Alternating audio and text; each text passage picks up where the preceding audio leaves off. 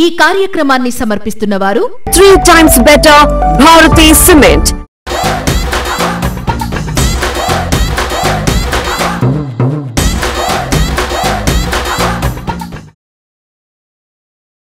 అందరికీ శనార్థులు అంతా మంచిగానేనా? సరే, ముందుగల హెడ్లైన్స్ చూద్దాం. పరదాల పాపారావు అవతారం ఎత్తిన తిరకాసు. పరదాల మధ్య నుంచి వేషాలు వేసుకుంటా నేనిట్టా వస్తా ఉంటే సర్కారు చేసింది సామూహిక లగ్గాలు. చిప్స్ ప్యాకెట్ల కోసం ఎగబడ్డరు పెండ్లికొచ్చినోళ్ళు.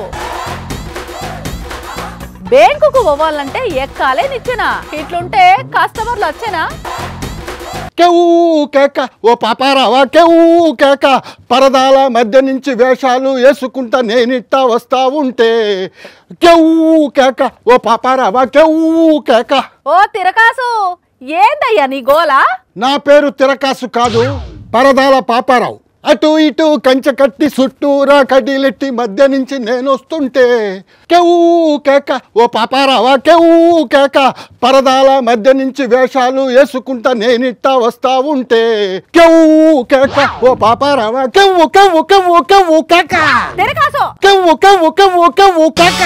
నేను ఆడికొచ్చి 4 ఇచ్చిందనుకో, అప్పుడు నిజంగానే కేకలేస్తావు చెప్తున్నా. ఏందా తిక్క పనులు, తిక్క ఎగురుడు? నాకు కొంచెం తిక్కుంది, దానికి లెక్క ఉందో లేదో తెలియట్లేదు. నువ్వు లెక్కలేని తిక్క పనులు చేస్తావని తెలుసు నాకు. అయినా ఆ పరదాలేంది, ఆ పాటలేంది, ఆ పిచ్చి పిచ్చిగా ఎగురుడేంది? అరే, ఈ తిరకాసు అలియాస్ పరదాల పాపారావు ఎంట్రీ ఇచ్చిండు అంటే అటు ఇటు పరదాలు ఉండాలి. ఆ పరదాలు లేకపోతే కనీసం కంచెలైనా ఉండాలి. ఆ కంచెలు లేకపోతే కడ్డీలైనా ఉండాలి. అప్పుడే మనం బయటకు వస్తాం, లేకపోతే మనం బయటికి రాము. ఆహా, అట్లనా? అందుకే తిరకాసు పేరును పరదాల పాపారావు అని మార్చుకున్నావా? ఎస్, పరదాలు ఉంటేనే బయటికి వస్తా కాబట్టి నా పేరు పరదాల పాపారావు అని పెట్టుకున్నా ముద్దుగా. అందుకే పరదాలు లేకపోతే బయటికి రానంటే రాను. అవునా? అంతకు ముందు మరి పరదాలు, పాపడాలు, అప్పడాలని సప్పిడి మాటలు మాట్లాడితేవి కదా. ఇప్పుడెందుకు నీకు పరదాలు? అంటే అది అప్పుడు, ఇది ఇప్పుడు. ఆహా, అప్పుడు తప్పైంది, ఇప్పుడు రైట్ ఎట్లయితే తిరగాసు అలియాస్ పరదాల పాపారావు. అన్ని తిక్కలో మాటలు మాట్లాడొద్దు. ఇదిగో, నా కోపం తెప్పించొద్దు చెప్తున్నా. తెప్పిస్తే ఏం చేస్తావు? 1,00,000 పుస్తకాలు చదవతా అని చెప్పి ఒక్క పుస్తకాన్ని తికమకగా పట్టుకుని ఫోటో దిగుతా.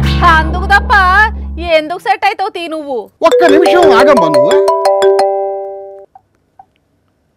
హలో, నెక్స్ట్ మీ దగ్గరికే వస్తున్నా. చుట్టూ పరదాలు ఫుల్గా కట్టాలా, అట్లనే కడ్డీలు కూడా కట్టండి.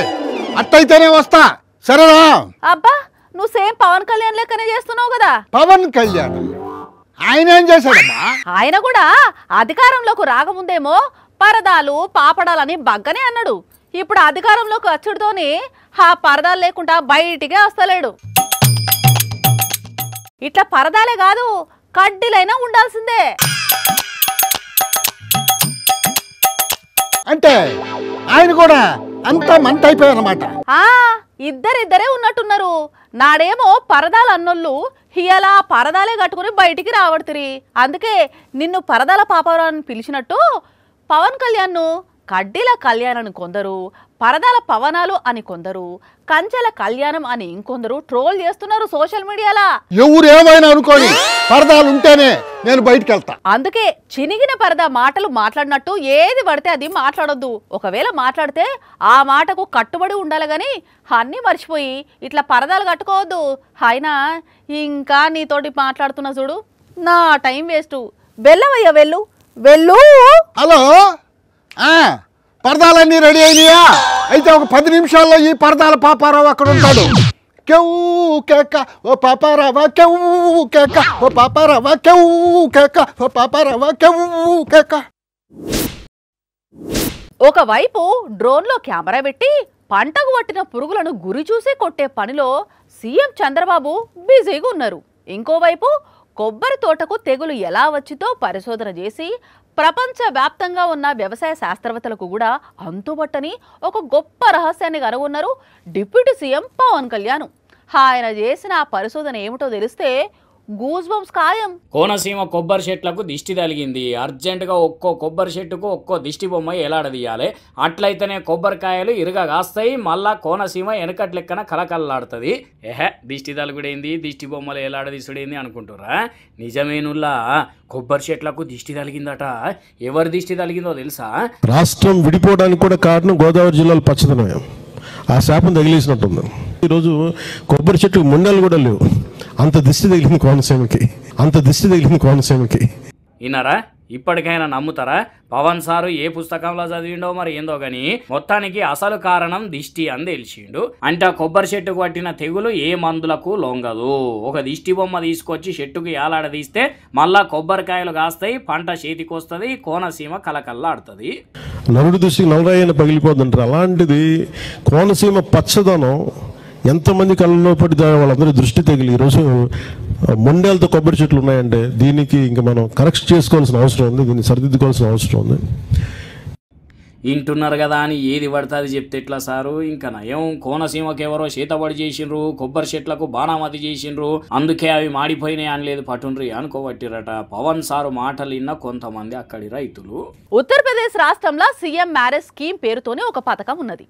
దాని మీద పేదోళ్లకు సామూహిక వివాహాలు చేస్తారన్నట్టు. ఈ స్కీమ్ల పేర్లు నమోదు చేసుకున్న 383 జంటలకు ఒక్క దగ్గరనే పెళ్లి చేసేందుకు ఏర్పాట్లు చేసిర్రు. పబ్లిక్ కూడా చాలా మంది వచ్చిర్రు. అయితే భోజనాల టైంకు ఏమైందో చూడుర్రి. అరే రే రే రే ఏంది వరద బాధితులు అన్నం ప్యాకెట్ల కోసం ఎగబడ్డట్టు అట్లా ఎగబడుతున్నారేంది? ఆడున్న అట్ట డబ్బాలు ఓపెన్ చేసి అందులో ఉన్న ప్యాకెట్లు ఎవరికి దొరికినాయి వాళ్ళు అందుకపోతున్నారు. అసలు వాళ్ళందరూ ఎవరు ఏమైతున్నది అక్కడ అనుకుంటున్నారులే. చెప్తా వినండి. ఉత్తరప్రదేశ్ రాష్ట్రం హమీపూర్ జిల్లాలో chief minister mass marriage scheme కింద 383 జంటలకు సామూహిక వివాహాలు చేసేదందుకని ఏర్పాట్లు చేసిండ్రు. భోజనాలు కూడా ఏర్పాటు చేస్తామని చెప్పిండ్రు. అంత మంచిగానే ఉన్నది కానీ ప్రోగ్రాం పూర్తి కాకముందే నిర్వాహకులు వెళ్ళిపోయినరట. ఇగేమున్నది, అక్కడ ఉన్న వాళ్ళందరూ భోజనాల కోసమే కాబడ్డారు. ఇట్లా వంట పాత్రలు ఖాళీగా ఉండేసరికి అక్కడ ఉన్న అట్ట డబ్బాల మీద దాడి చేసిండ్రు. ఓగలనోగలు నెట్టుకుంటా పడుకుంటా లేసుకుంటా చిప్స్ ప్యాకెట్లు ఎత్తుకపోయిండ్రు. గమ్మత్ ఏంటంటే ఒక పెళ్లి కొడుకు కూడా పెళ్లి పీటల మీద నుంచి లేచి వచ్చి మరి 2 చిప్స్ ప్యాకెట్లు అందుకపోయిందట. ఇక ఇదంతా దగ్గర నుంచి చూసి అరే ఎవర్రా మీరంతా చిప్స్ ప్యాకెట్ల కోసం అంతా ఆగమా అనుకున్నారట. ఆ కార్యక్రమానికి వచ్చిన కొంతమంది. కానీ ఫ్రీగా వస్తే ఇట్లనే ఉంటది మరి కొందరికి. బ్యాంకుకు పోవాలంటే ఎట్లా పోతారు ఎవరైనా? ఎట్లా పోవడేమున్నది? బండి మీదనో కార్లనో నడుపుకుంటానో పోతారంటారా? కరెక్టే. కానీ బ్యాంకు దాకా పోయినాక లోపలికి పోవాలంటే ఎట్లా పోతారు? నడుచుకుంటా పోతారు అనుకుంటుర్రా మళ్ళా? కానీ ఇక్కడ ఒక బ్యాంకులకు కొందరు అట్లా పోలే, విచిత్రంగా పోయిర్రు. మరి వాళ్ళు ఎట్లా పోయిర్రు, ఎందుకు పోయిర్రు కనుక్కుందాం పాడ్రి. ఎక్కువ పైకెక్కు నిచ్చెన ఎక్కువ పైకెక్కు గట్టిగా పట్టే నువ్వు పట్టు బ్యాంకును చేరేట్టు. అబ్బాబ్బాబ్బా చూస్తున్నారా అనులా బ్యాంకుకి ఎట్లా పోతున్నారో ఆఫీసర్లు.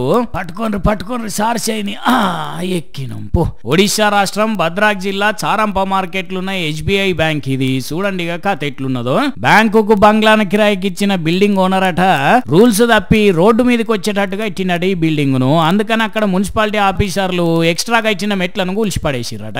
ఏమున్నది, బ్యాంకుకి వచ్చే వాళ్ళకు మెట్లు కనిపించకపోయేసరికి మూర్చొచ్చినంత పని అయిందట ఆఫీసర్లకు. టైం కావైతే లోపలికి పోయి తొందర పని చేయాలనేమో.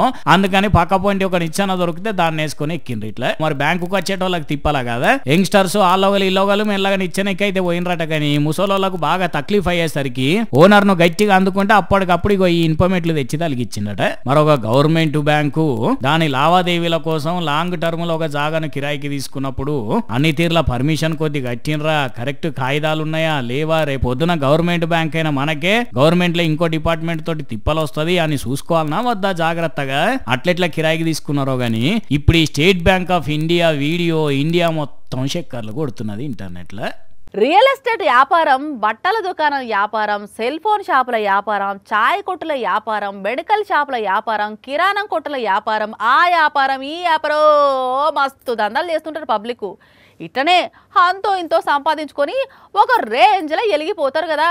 అయితే ఈడ మాత్రం ఏం జరిగిందంటే పొద్దటీలేమో ఐఏఎస్, పగటీలి ఐపీఎస్, రాత్రిళ్ళు ఏఎన్ఐ ఆఫీసర్ అంటూ డ్యూటీ చేస్తూ పోలీసులకే కాదు పబ్లిక్ ను కూడా పరిశాన్ చేసిండు. ఇగో ఈ ఐడి కార్ ఎట్లా కనబడుతున్న ఆఫీసరు, అగో అదేంది ఇట్లా చేయాలని ఏమన్నా రూల్ ఉన్నదా?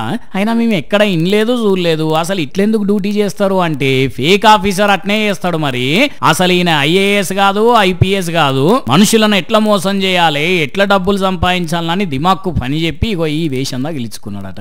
ఏమేమి వేషాలు వేసిండో ఈ పోలీస్ సార్ చెప్తాడు ఏనండి.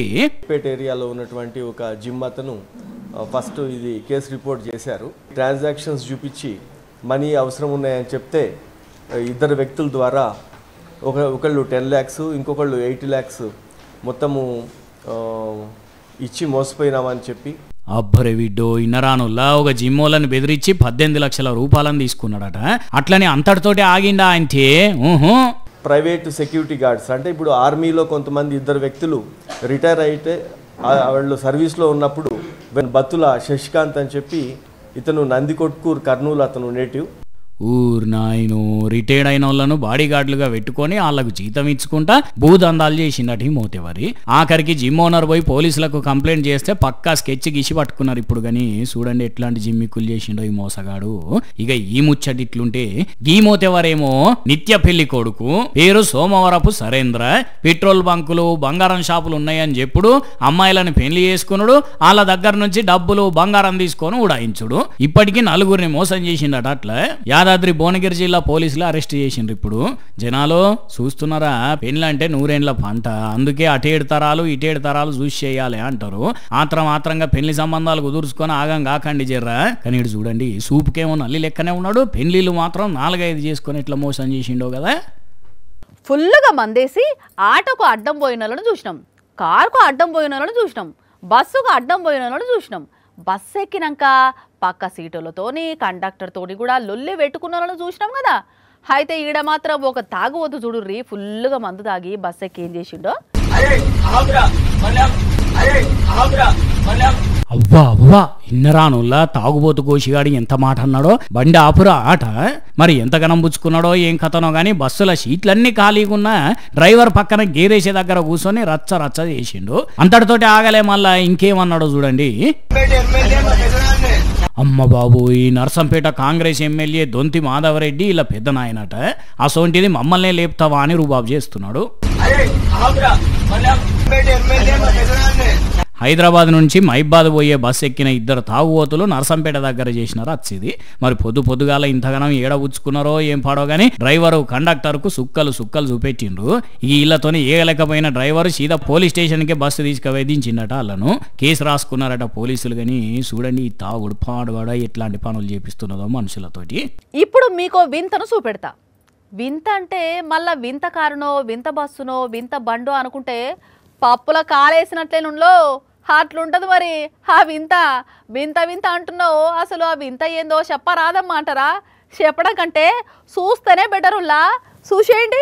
ఊరిని ఇదేంది ఇది మనిషి ఏడుస్తున్నట్టున్నాడు కదా అనుకుంటారా? ఈయన 13 ఏళ్ల కష్టానికి ప్రతిఫలం దక్కేసరికి సంతోషం ఆపుకోలేక ఏడుస్తున్నాడు ఇట్లా.